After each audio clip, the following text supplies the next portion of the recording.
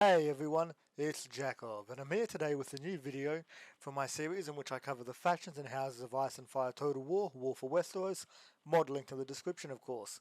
This is a mod for the game Total War Attila that overhauls it and bases it in Westeros, the primary setting of Game of Thrones, House of the Dragon, and the Song of Ice and Fire books. In particular, this mod is based off of the books, with the units and factions in it taking inspiration from their book counterparts as compared to the live action shows, which is something I appreciate.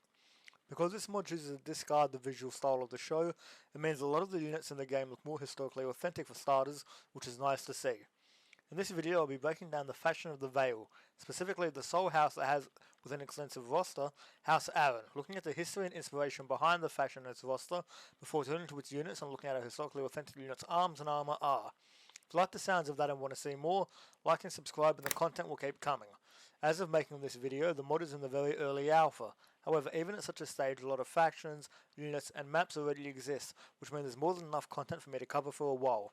Looking at the Vale, it's the easternmost region of Westeros, surrounded by mountains on almost all sides, making for a very well defended location, only sharing a border directly with the Riverlands to the west, although by sea, the North is to the north and the Crown Lands is to the south.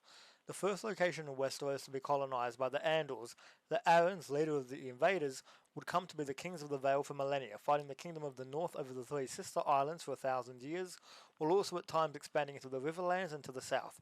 Knighthood come to be associated with the Vale due to the heavy ties of the Andals.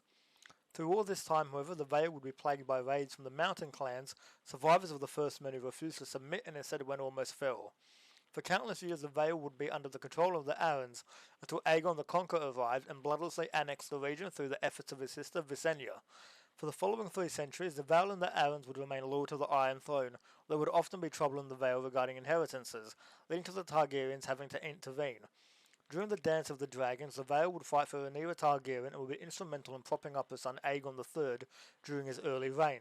By the time of the Mad King Aerys II, relations had begun to break down, and when the king ordered Jon Arryn to kill his two wards, the young Robert Baratheon and Ned Stark, House Arryn would raise its banners in revolt, kicking off Robert's rebellion and the downfall of the Targaryens.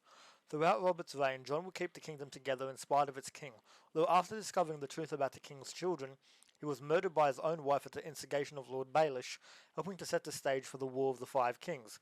As of the most recent book, the Knights of the Vale have kept out of the War of the Five Kings, and thus are at full strength with their new Lord Robert Arryn being manipulated by Lord Baelish into potentially joining the fray.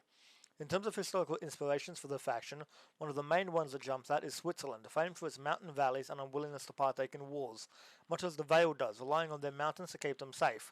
Another potential inspiration might be the Val d'Aran in Spain, which up until recently would be cut off from the rest of the country by winter snows, much in the same way as the Vale of Arryn is separated from the rest of the continent during winter. With all that said, we'll turn to the units, beginning by looking at the generals. Each faction normally having a heavy cavalry unit as a general, which is normally a regular unit in the roster, as well as a unique character from the books leading their own unit. In this case, the unique general for House Arryn of the Vale is Sir Vardis Egan, a knight of House Arryn and the head of the household guard. In the books, Vardis dies fairly early on, killed by Bronn and Tyrion Lannister's trial by combat in the Eyrie, where the younger, more agile swordsman is able to make quick work of him, although George R.R. Martin's lack of understanding when it comes to sword fighting is apparent here, as knights trained to fight in armour, which in reality wasn't that heavy, at least not as heavy as is depicted in the books. Regardless, looking at the steed of Sir Vardis first, it's mostly unarmoured horse, with only an underdecorated patrol being worn to protect the head. For Vardis himself, he wears a partially gilded bassinet with wings attached and an iconic hound scale visor with its long face extension, both of these being something his helmet is noted as having in the books. A male coifin standard is worn in conjunction with the helmet, which I can only criticise for perhaps having oculari, eye holes that are too large. For his body, it appears Sir Vardis wears an arming shirt with male sleeves and male pants for his legs, a plate cuirass with attached folds for his upper legs being worn with a surcoat decorated with the falcon and moon of House Arryn over the top, large plate poultices being worn with rear braces, large cowders, van braces, and articulated gauntlets being worn on his arms, cuisses, greaves, pollens, and sabatons finishing off his look. When it comes to his armour, he looks like a knight of the early 15th century, although his helmet is perhaps slightly older in style. For his shield, he uses a heater shield decorated with the Arryn sigil but rimmed with metal, which is a no-no, as heater shields were at best rimmed with leather, not metal. In conjunction with his shield, he uses what appears to be an arming sword the size of a bastard sword, having the blade of the longer sword while having the one-handed hilt of an arming sword. Turning to his men, they ride horses which sometimes have patrons and sometimes lack them, also sometimes wearing blue barding in the colours of the house, but sometimes lacking them too. As for the men themselves, they're armoured mostly the same as him, although some of them lack sabatons and instead wear mail boots.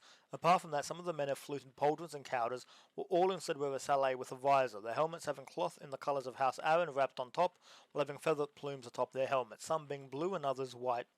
For shields, some use the same inaccurate shield as the commander, although others lack the metal rim and look far more historic. All having arming swords at their side but using a lance as their main weapon, some having small pennants attached. Generally speaking, these knights better resemble knights and men-at-arms of the early 15th century, although their horses are quite under-armoured compared to the steeds of the time and the horses used by rival houses in the mod, especially given the Vale's reputation for chivalry and heavy cavalry. Moving on to the unit role, these gold tier 3 super heavy shock cavalry are the unique general for the faction and more than outperform the more standard option available to House Arryn. In almost all circumstances, I recommend these guys to lead your army, be it at the front with your cavalry or as a reserve. These guys are only beaten out by the standard general when it comes to price, so that'll leave to your discretion. With these guys covered, we'll move on to the regular units of the faction, starting with the Arryn Town Watch. Looking at the armour, all the men have head protection, be it mail coifs with padding underneath or bassinets with mail or padding underneath.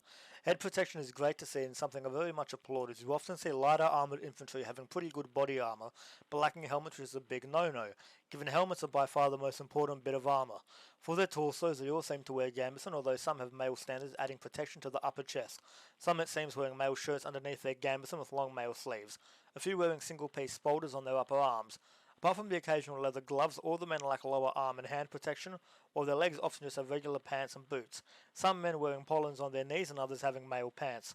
Overall, for more lightly equipped units, these guys look great, and something I really appreciate is their lack of uniformity.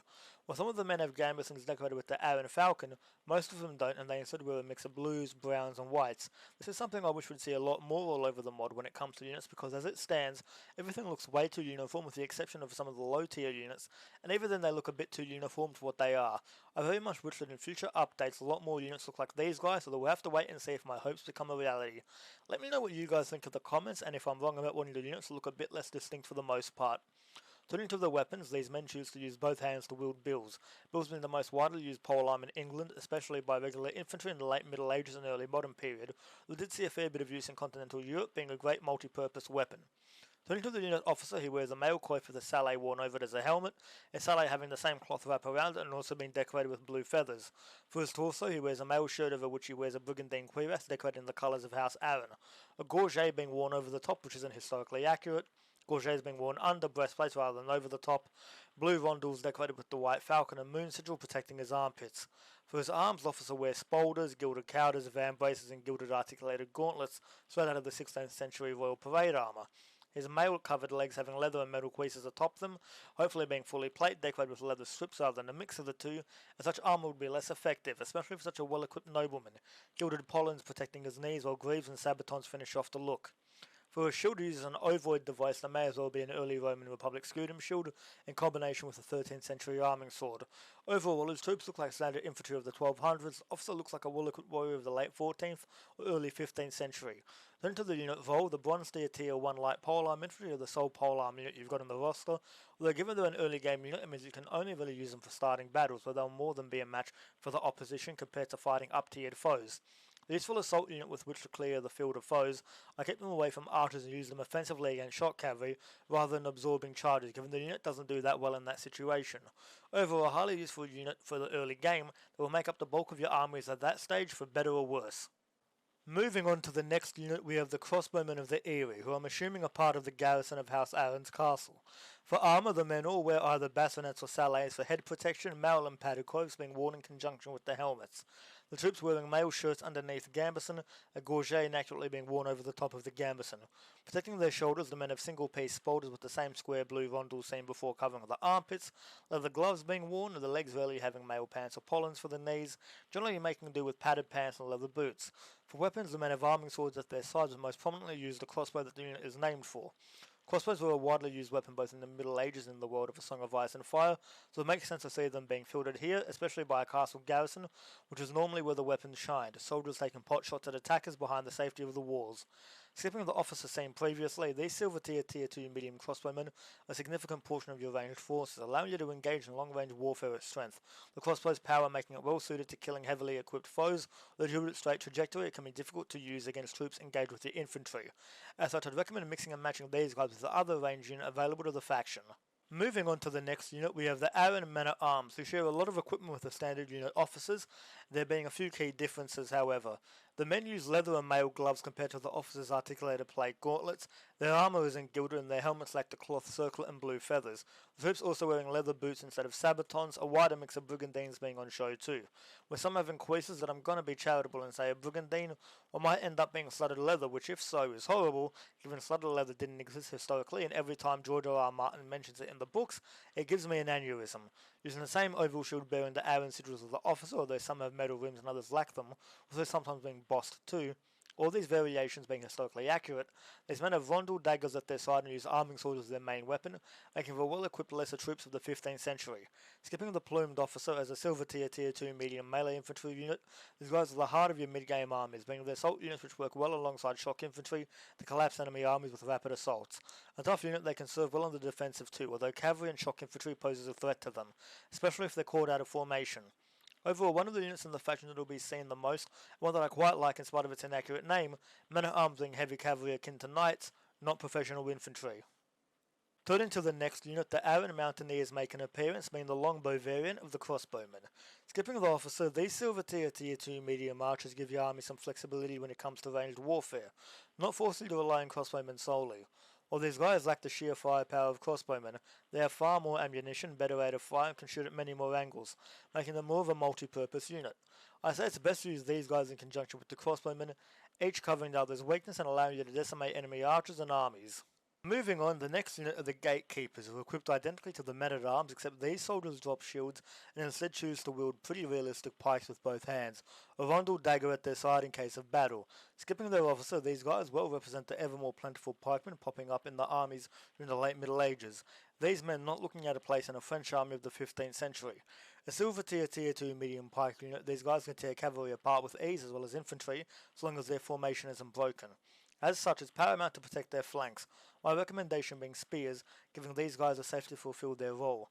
In sieges, the unit is supremely useful, especially when it comes to choke points, both at holding them and breaking through defenders holding them.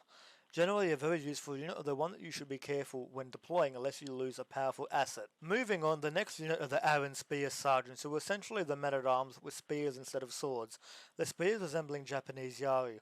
One point I haven't touched on in any of these videos is that the spears used in the model almost always uniformly the same style, with no variation being seen. It'd be nice to see multiple kinds of spears being used by spearmen in future updates, just as a way of deepening the player's experience. Skipping their officer, these silver tier 2 medium spear infantry are the defensive core of your army, being great at forming shield walls or defending the flanks of your armies from marauding horsemen. In general, I'd recommend using these guys as flank units as well as armoured reserves to plug into gaps in the line, being great in sieges at buying time and holding off enemy forces. However, because of the defensive specialization, when it comes to offensive armies, I generally limit their inclusion, especially when attacking in sieges, where they're not really needed. Overall, a highly useful unit, but one whose usefulness depends heavily on the situation, and which can occasionally be excluded from army builds. Moving on to the next unit, we have the Arryn Outriders, who are essentially the Arryn Town Watch mounted on armoured horses, though instead of bills these men use arming swords in combination with the standard oval shield. Skipping their officer who wears the standard armour with a bassinet with a gilded faceplate, and goes into battle with a rimmed kite shield and a banner bearing the Arryn sigil rather than a lance or sword, these silver tier 2 medium melee cavalry are an excellent addition to your army, giving you the ability to hunt down and destroy enemy shock cavalry in drawn out engagements, after which they're free to harass enemy lines. Not as powerful as shock cavalry on the charge, these guys can still put out a fair bit of damage, although it's advised to keep them clear of spearmen and archers who can pose a grave threat. Overall, a highly useful unit that just starts to give House Arryn the mounted mobility and prowess the house is known for, and which unlike a lot of cavalry units in the mod has a name that matches its role and equipment. Moving on to the next unit, we have the ubiquitous catapults, fielded by men equipped in the same manner as the longbowmen and the crossbowmen, although these troops have two arming swords at their side ready to go in case of melee. Catapults are one of the most important units in the faction roster, giving House Arryn the ability to bombard and reduce enemy fortifications and garrisons, being just as useful in thinning out besieging armies and even having a use in open battlefields as a sniping tool, though they're not as critical as they are in sieges. A powerful unit that can often determine the tide of battle. If these guys were found to be lacking in House Arryn's arsenal, the faction would be at a severe disadvantage compared to its rivals. Next up are the Honour Guards of House Arryn, who I'm assuming are also part of the garrison of the Eyrie. To a man they wear various styles of barbutes, some having nasal guards and others lacking them, all having feathers atop their helmets with mail coifs being worn underneath. For their bodies they wear mail shirts which have a rider split for some reason, with a plate cuirass above that with a blue surcoat, sometimes decorated with the Arryn falcon and moon atop it, a blue and gold cloak worn on their backs. Apart from that, their armour consists of articulated spaulders, rear braces, cowders, van braces, articulated gauntlets, cuisses, pollens, greaves and sabatons, making for a heavily armoured knight or man-at-arms from the 15th century. The standard oval shields being used alongside arming swords, such combos seeing use in the late Middle Ages, although heavy infantry of this time tended to prioritise polearms as their weapon of choice, dropping shields letting their armour protect them solely. Skipping the officer who seems completely under-armoured compared to his men, these gold tier 3 very heavy melee infantry are somewhat of a cut above the regular men-at-arms, being an all-around tougher unit. Personally, while they are a bit better, I wouldn't recommend completely replacing your melee infantry with them, as your men-at-arms should in general do the job, but these guys being better suited as a spear tip unit to enhance your attack forces, only being the heart of your army for very elite force for the late game is what you're going for. Apart from that, they're useful and definitely a great unit to have in reserve to help solve issues as they arise. Moving on, the next unit is a very unique one, the mounted crossbowmen of the Eyrie. Riding unarmoured horses, the men atop peculiarly the crossbowmen of the Eyrie on horseback. Mounted crossbowmen were fielded in the Middle Ages as much as mounted longbowmen were, although just like the longbowmen, these crossbowmen would ride their horses to battle and then dismount and fight as regular infantry rather than mounted troops, similar in many ways to the dragoons of the 18th and 19th centuries. Skipping the mounted officer seen previously, these silver tier 2 medium mounted crossbowmen are very unique in the mod. They're one of the very few mounted range units available. What this means is that House Arryn has the edge when it comes to mounted combat, using these guys to harass and draw out enemy infantry, essentially acting as an archer horde in cooperation with the heavy cavalry of the faction. Apart from that, the unit can serve as a support force, providing additional firepower at a pinch before transitioning to light cavalry and running down enemy infantry when the opportunity presents itself. A great unit that's a perfect mix of mobile firepower which helps set the faction apart from the competition. Moving on, we come to the Arryn mounted sergeants, which are essentially the spear sergeants on unarmoured horses, with lances instead of spears, some of the men lacking helmets and instead just relying on mail coifs for safety. Skipping the banner-wielding officer, these guys are a great example of a unit with an appropriate name. Many other mounted units often have names that don't make sense. Here, however, I can think of nothing better to call these guys. As a unit, these gold tier 3 medium shock cavalry will make up the bulk of your mounted forces, or indeed even late game armies, the bulk of your army as a whole, with a shaft behind the spear tip of your most elite horsemen. A match for most cavalry, these guys are best used in hammer and anvil charges on enemy lines. They should try and empty the field of enemy archers and spearmen before you deploy them in earnest. And turning to the next unit, we have the champions of the Eyrie, who wear much the same armour as the honoured guards of House Arryn, although these troops lack surcoats and cloaks, and instead wear tabars, the cowders appearing to be larger and wearing large pauldrons rather than spaulders for shoulder protection. The main thing setting these men apart is their choice of weapon, dropping shields and instead using both hands toward a massive two-handed sword which immediately bring to mind the Zweihanders used by Landsknecht mercenaries in the late Middle Ages and early modern period to break up pike formations. Truly a terrifying weapon meant to inflict as much death and destruction as possible, which perfectly suits the unit's role. Skipping their officer, these gold tier 3 very heavy shock infantry excel at smashing into enemy armies and making a bloodbath, whipping through lightly armoured foes with ease. I suggest using these guys to reduce the toughest pockets of enemy resistance in field battles, keeping them in reserve to deploy where necessary, although it should be noted in sieges, these dudes are great at both clearing out choke points and cutting down overextended attackers. Overall, a very devastating unit that you should use to roll up enemy lines with your more standard swordsmen coming in after them.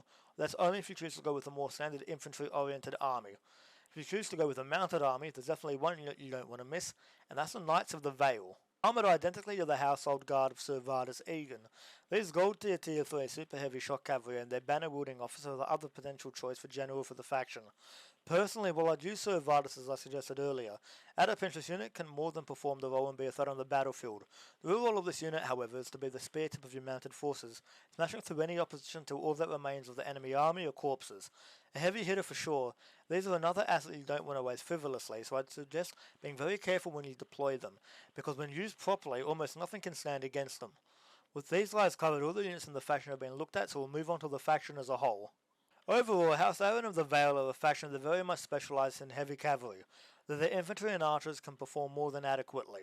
What this makes for is a faction that can pivot between a massed iron fist of horsemen or a standard infantry army of supporting cavalry, something that can't be said for all the other noble houses of Westeros.